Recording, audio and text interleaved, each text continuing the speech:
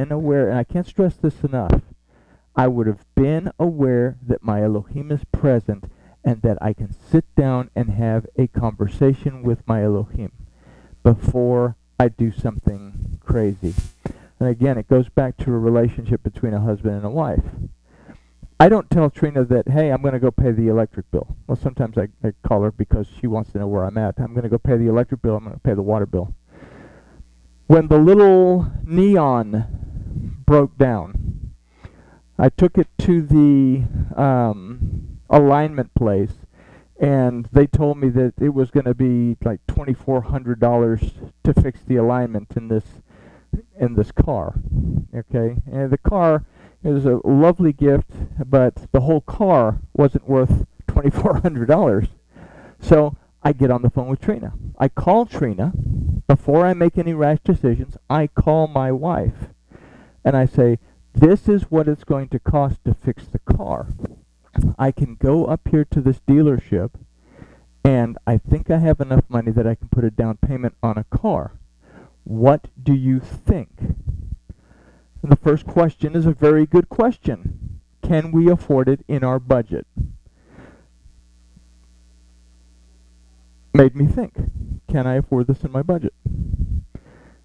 Barely, but yeah. So go up and I trade it in. Just so happens I talk to her. I go up. I trade it in. It just happens they're having a big special, $200 off. But he gives me $500 for the car plus the $200, leaves me a $200 down payment and a lot less per month than I expected to pay. But the principle that I'm trying to get to here is that was a big decision. I could have gone to guns and just gone and got the car and drove home, and Trina would have said, what have you done? You don't do things like that without clearing it with the boss. And it's the same thing with our relationship with our Elohim. I have something major in my life, something that's not routine, like paying the electric bill or paying the water. They have to be paid. I have to stop myself from thinking I'm all that in a bag of potato chips, which I am officially all that and a bag of potato chips because the Saturday class bought me a bag of potato chips for my birthday. But they did. They gave me a bag of potato chips, a big bag too. But I have to stop and allow the spirit to temper those emotions, and I have to allow the conscience, I have to allow my spirit to connect to my Elohim, and I have to be willing to hear what my Elohim is telling me so that I stay in line with his instruction. That's not a religious idea. His instruction to me is how to live my existence. Whether it's buying a car or whether it's celebrating the feasts and festivals. I have to be in connection and I have to be in relationship with my Elohim to understand it. Who show the work of the Torah written in their hearts is a very important thing. I keep it with me. I keep it with me. And that's I guess the next question in line, other than being aware of my Elohim and being aware that he's aware of me. Do I keep his word with me? And do I depend on his word to see me through? And that's something that we need to develop as a trait within ourselves. In the day when Yahuwah shall judge the city, he says, my Bezorah. Is Paul's Bezorah different than Peter's Bezorah or Yochanan's Bezorah? When I say Bezorah, Bezorah is the Aramaic word for good news, message of hope. Is Paul's message of hope any different for the northern kingdom than it is for the southern kingdom? No. Yahusha has paid a price for your redemption. Southern kingdom, you didn't exactly follow the Torah the way you were doing. Northern kingdom, you got a lot of splaining to do, Lucy. I love Lucy. Okay? But his Besorah really isn't that much. So when it says, the day when Yahuwah will judge the secrets of men through Yahushua HaMashiach, according to my good news, is that he will judge humankind together. There will be no partiality between the southern kingdom and the northern kingdom. They will both have to answer for the same thing. There will be no partiality for a Christian or the Jew. We're going to be judged for the same exact thing. Am I in alignment with his word in my life? Am I following the instruction of my Elohim? Am I even aware of his instruction? That's a huge question. Am I aware of what his instruction actually says? And this is why I say it's important that we get in line and understand, those 10 suggestions. We just had Shavuot, which in Shavuot it's traditional to read the 10 Commandments, just to make sure that we are not double-minded in that, because that's another part of Shavuot, is am I going to listen to it for myself, or am I going to depend on what somebody else says? Am I going to have a relationship with my Elohim, or am I going to depend on someone else to have a relationship with my Elohim for me? No one can have a relationship with Elohim for you. You have to be able to do that for yourself. And we do that by and through Yahushua HaMashiach. Okay?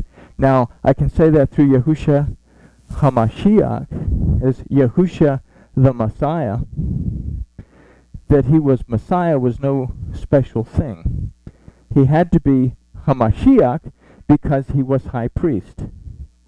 The high priest was called Mashiach. If you read it in the Torah, you'll find that the high priest is called the Anointed One. He's called Mashiach in more than one place. In fact, just about every place that it talks about him. But it is through our high priest that we come and receive the atonement. He paid the price for our chatat. Okay? It required a blood offering for that chatat. But if I say through Yahusha, aside from having a relationship with Elohim by and through Yahusha, the man who came and did all this, that I have my relationship with my Elohim by and through Yahusha as a concept, that it is through the redemption, deliverance, and restoration that comes from Yahuwah my Elohim that I am able to now become reattached to him. Okay? We have a beautiful series of events. I would say storyline, but we have a beautiful series of events throughout the Torah that tells us about the creation of humankind, gives us an example of what a human being should be with Abraham. He was righteous because he believed. He had a relationship with Elohim. He gives birth to 2 sons. The last son gives birth to a nation. The nation receives the Torah. The nation splits. And now the nation has to come back together. And it's the same thing that we see in Bereshit chapters 1, 2, and 3. That there is a righteous man who has a relationship with Elohim. The righteous man gives birth to, or not gives birth, but is separated into 2 different parts, Ish and Isha. And for a period of time, Ish and Isha live well together, but they separate. Isha goes and has one set of beliefs and feeds those beliefs to Ish, and the result of that is the separation from Elohim. Something has to happen in order to bring Ish and Isha back into a relationship with Elohim. And the whole series of events talks about us being brought back into a relationship with our Elohim. And it was by and through Yahusha that not only the northern and the southern kingdom were brought back together, but the underlying theme there is that through Yahusha, the realm of Elohim and the realm of the atom could once again be put back together. And by and through that, the restoration of the spiritual kingdom of Yahuwah, with Yahuwah as king and Yahusha as high priest, that we have someone who would offer the necessary offerings, sacrifices, whatever you want to call them, in order for us to have that relationship. And now we come to our Elohim by and through Yahusha, and we have the relationship restored. That we go to our Elohim by and through the tree of life, because we've stepped away so much from the tree of the knowledge of good and evil. I don't know if that makes sense, but you see how it all fits together in a concept. But see, you are called a Yehudi, and rest on the Torah, and make your boast in Elohim, and know the desire and approve what is superior, being instructed out of the Torah, and are trusted that you yourself are a guide to the blind, a light to those who are in darkness, an instructor to the foolish ones, a teacher of infants, having a form of knowledge and a truth in the Torah. Okay? If I am Yehudi, let's take that a little bit farther from simply saying that I am from the southern kingdom and I'm a Jew. If I am Yehudi, from the root Yudah, that means to praise, from the root Yada, that means to be grateful. If I worship my Elohim and show my gratitude, then I become restored to what Shemot 19 says, that I become that nation of Kohanim, that I minister to the people that these verses say.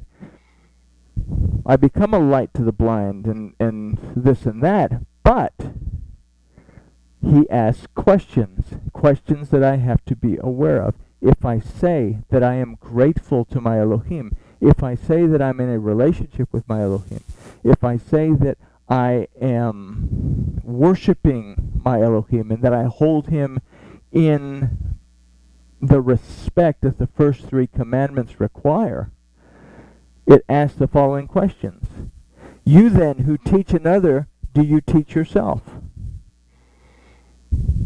Do I take the time to stop and pay attention to what the word actually says? Do I go over those 10 suggestions to understand what they mean?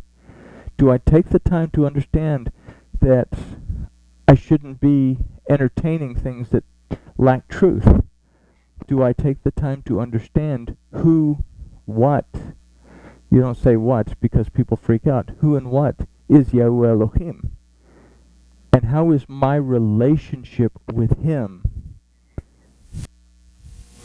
What is my relationship with him? Okay? You who proclaim that a man should not steal, do you steal? Okay, it goes back to the Torah. If I quote the 10 Commandments to those people around me, do I follow them? Okay? Do I stand up here and teach you on Tuesdays and Fridays, and do I go to my Saturday class and teach them, and do I go to my youth class on Sunday and teach them life skills? But I'm up here bumping my gums because I don't live anything that I tell you. Because then I'm not stealing from you, I'm stealing from myself. I'm robbing me. And in a sense, I'm robbing my Elohim of me. Okay? It is not Elohim's desire that any should perish. Okay? You who say, do not commit adultery, do you commit adultery? You who abominate idols, do you rob temples? You who make your boast in the Torah through the transgression of the Torah, do you disrespect Elohim? There's a big one. I make my boast in the Torah. I am so Torah observant. Look at me. I'm great. Thank you, my Elohim, that you have made me what I am, and thank you, my Elohim, that I'm not like those other sinners. Y'all recall that story that Yahusha told about the the Levites and the tax collector. What is the tax collector doing? He's got his head hung down and he says, "Forgive me, because I am someone who constantly goes off course." Am I aware that I constantly go off course? And this is the questions that it's asking. I can say that I live by the Torah. I eat, sleep, and breathe the Torah. The Torah is everything to me. As long as you're seeing me and I'm talking to you. But as soon as I leave here, I'm going to have it my way at Burger King. Hold the pickle, hold the lettuce, special order. Y'all remember that? Yeah. Because check out what it says, verse 24. Oh my goodness, we went past verse 20.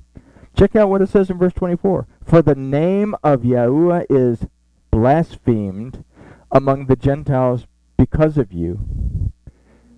Ooh. Because I can sit here and bump my gums and tell you that you should live this way. And I myself am not going to. And then the people who see me read this Bible, and as a result, they read a confused message, and as they read a confused message, they step away from anything to do with religion. And when they step away from anything to do with religion, it's because people haven't gotten to the point of understanding that a relationship with Yahuwah Elohim is not a religious concept. I can affect people around me in such a profound way that they step away from ever wanting to have a relationship with Elohim. Okay? For circumcision indeed profits if you practice the Torah. But if you are a transgressor of the Torah, your circumcision has become uncircumcised. Okay? Circumcision profits if you practice the Torah. If I am in covenant, then my being in covenant is of use to me, and it is profitable, and it is a good thing because I'm following the instruction of that covenant. But if I'm a transgressor of the Torah, then my saying that I am in covenant means absolutely nothing because I'm not in covenant. But if an uncircumcised one watches over the righteousness of the Torah, shall not his uncircumcision be reckoned as circumcision? If I live my life according to the instruction, even though I haven't figured out that I'm in covenant yet, if I'm following the instruction, am I not in covenant even though I haven't come to the realization that I'm in covenant? What does that mean to be in covenant? It means that my life and the life of Elohim, my existence and the existence of Elohim have come together and formed a bond that cannot be broken. This is a covenant thing. When two people, the two leaders of a house or a tribe or a people would come together for a covenant, they would make a covenant marker. Then they would shed blood over the covenant marker. One person would shed their blood, the other person would shed their blood. They would mix the blood together and say, we are now one family. We are one group. Okay? I will not harm you. You will not harm me. I will not speak ill of you. You will not speak ill of me. I will come to your rescue. You will come to my rescue. If you're hungry, I'll feed you. If I'm hungry, you'll feed me. Whatever is mine is yours, and what's yours is mine. Unlike Trina and I, whatever is hers, and whatever is mine is hers. Because I love you. Okay. But we understand this. That if I say I'm in covenant, and I keep the instruction of that covenant, then I am in covenant. But if I claim to be in covenant, but I ignore the instruction, then I'm not in covenant. What kind of a message is this to the northern kingdom? The Yehudi, the southern kingdom, are telling them you can't be in covenant. Paul is saying, if you're keeping Torah, you're in covenant. Yahusha paid the price for it. You can be. Okay? I don't have to be a Christian or a Jew. I have to recognize my relationship with my Elohim. I have to recognize His Word. I have to recognize that He's present in my life. I have to recognize that He's aware of me. And then I have to be willing to pay attention to what that instruction says so that I am walking. And that, not that my Elohim is ever going to need anything from me, but if He calls me, I'm going to go. Me, on the other hand, I'm going to be needy. And I understand that if I reach out to Elohim, being in covenant with Him, I am never going to lack for what I need. If I become aware of the fact that He is present before I allow the shittim, the box of wood that the gold covers. Shittim is a word that means raw emotion. It's the root of the word Satan.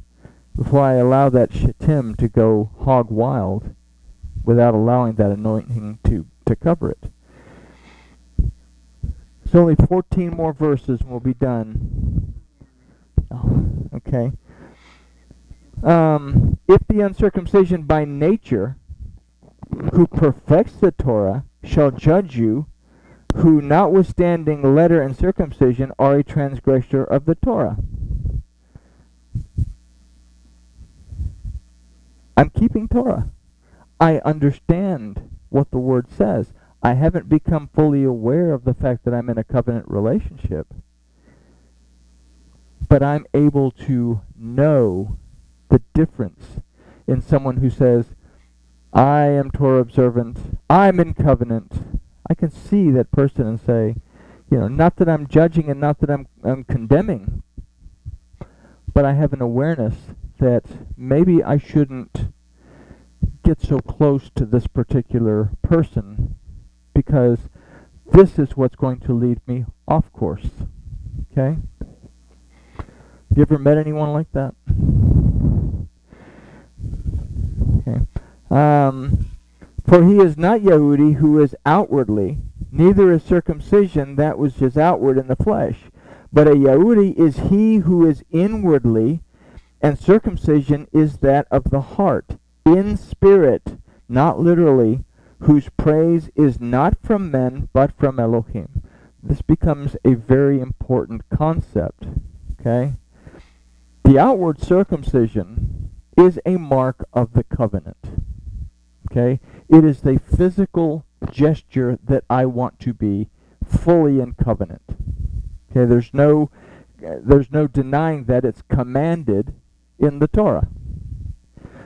But what we read earlier is even that outward circumcision is useless if I don't have the circumcision of the heart. If my heart is not in the covenant relationship, then all that outward stuff, the circumcision of the flesh and the tzitzit and the yarmulke and all that hoopla is meaningless. My heart, my spirit has to be connected in this relationship. That is what a real Yehudi is. A real Yehudi is not the outward appearance. The real Yehudi is the one who shows that gratitude and praise within their heart because they recognize the relationship with their Elohim. And if they recognize the relationship with their Elohim because their heart is anointed with the Spirit, just like the Ark of the Covenant is surrounded by gold and has the mercy seat, then that is where the Shekinah, the Spirit of Elohim, is going to land and rest within me. And I am going to be in a connected spiritual relationship where Yahuwah Elohim becomes just as real to me as Mickey is right here. Okay? That is how real this relationship with Yahuwah Elohim, something that we cannot see, smell, taste, touch, but we can hear. How real that is. And it becomes so real that it's just as real as all of you are in this room today. And that is what Paul is trying to get across to both groups of people. Saying you can't stand on your traditions. You can't stand on your religion. You can't stand on, I'm the southern kingdom and you're just the lowly northern kingdom. Or, I'm the abused and neglected northern kingdom and you're the bullies of the southern kingdom. That's all irrelevant. My relationship is here. And just like we read at the very beginning,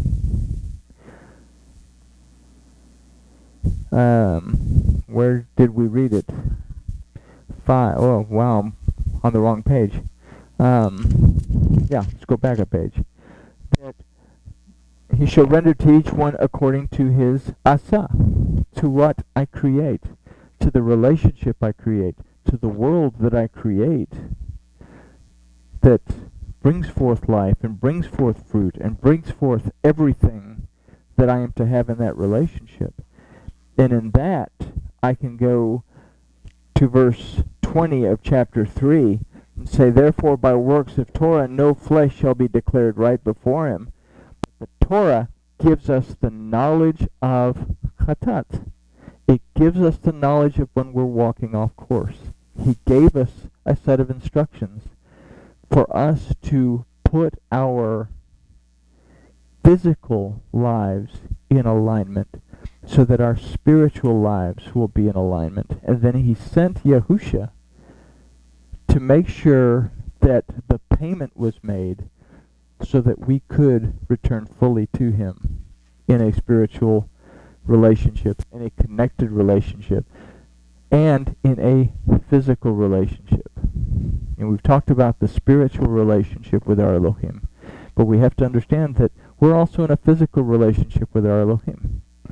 Because we live in the world, we have people all around us who see the manner in which we live. They see us bring forth asa, creation, the way we act, the way we are. And in seeing that, even though they may never open one of these, we become this to them. And this is the difference between being, in the young people's term in the class, being real or being fake. So that winds up chapter 2 for us in Romans. He's got a big message. He's trying to fix a few thousand years of really, really bad relationship. And with that, we can say grooviness has been achieved.